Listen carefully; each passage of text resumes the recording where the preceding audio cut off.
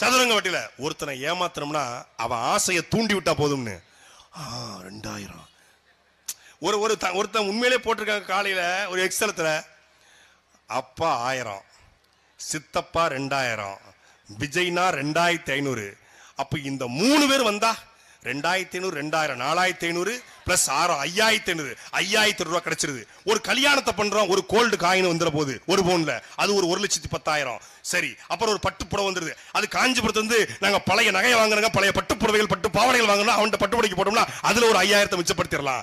அப்புறம் ஒரு பிள்ளையை பெற்றெடுத்தோம்னா வரிசையா ஒரு 7 பிள்ளை பெற்றோம்னா 7 பிள்ளைக்கும் 7 கிராம் மோதிரம் வருது. அது ஒரு ஒட்டு 1 பவுன் ஆச்சு, 2 பவுன். இந்த 2 பவுனையும் நாக்கடல அடகு வச்சோம்னா ஒரு 2 லட்சம் கிடைக்கும். அதை வச்சு ஒரு பெட்டி கடையை போட்டோம்னா பொழைச்சிக்கலாம்டா, படிப்பே தேவைடா போடுறாங்க. 3 பேரும் முதலமைச்சரா 3 பேரும் இலவசமா கொடுப்பான்னு ஒருத்தர் நம்பிக்கிட்டு இருக்காங்க. எப்பா டேய், எங்க வாழ்ந்துட்டு இருக்க பாருங்க.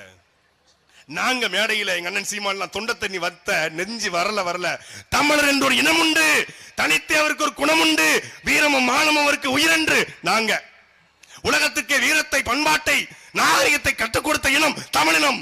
கரிகால் சோழனை பார், ராஜேந்திர சோழனை பார், பெரும்படுகு முத்திரையரை பார். நாங்க அவன் நீ எல்லாத்தையும் பாரு, நான் மரத்துல தொங்குறேன் அங்க பார், நான் ஜெனரேட்டர் தொங்குறேன் அங்க பார், நான் கார் டயருக்குள்ள படுக்கிறேன் இங்க பார், நான் ஹெலிகாப்டர் கும்புறேன் இப்படி பார், நான் ஏர்போர்ட்ல காத்துக்கிறப்ப அப்படி பார், நான் கொடிய கழட்டி என்டிடிவி ரிப்போர்ட் கழுத்துல வீசி நான் அவனுக்கு ஃபன் பண்ணுவேன் பார், வைப் பண்ணு ப்ரோங்கிறான்.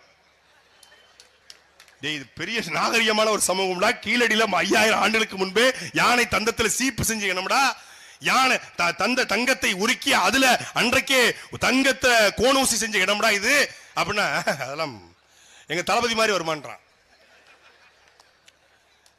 அன்னைக்கே வந்து கடல் கடந்து கப்பலை கட்டி அந்த கப்பல்ல யானை ஏத்தி ராஜேந்திர சோழன் கடாரம் போயிருக்காரா. மலேசியால ஆடியோ லான்ச்சுக்கு இங்க தளபதி போன மாதிரி வருமான்றான்.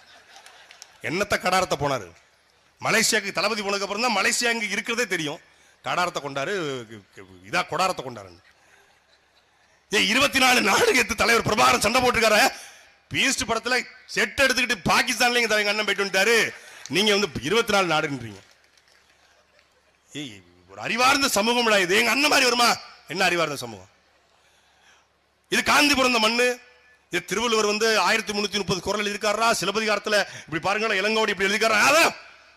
எங்க அண்ணன் அழகிய தமிழ் மகன்ல பேசுற ஒரு வசனத்துக்கு வருமா திருக்குறள்? இது காந்தி பிறந்த மண்ணு, டீ கடையில் நின்று தின்னுபாடு பண்ணு. எப்பேற்பட்ட வசனம் இது?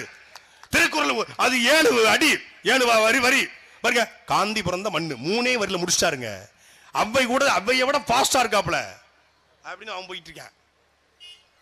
திருத்த முடியாடா உங்களை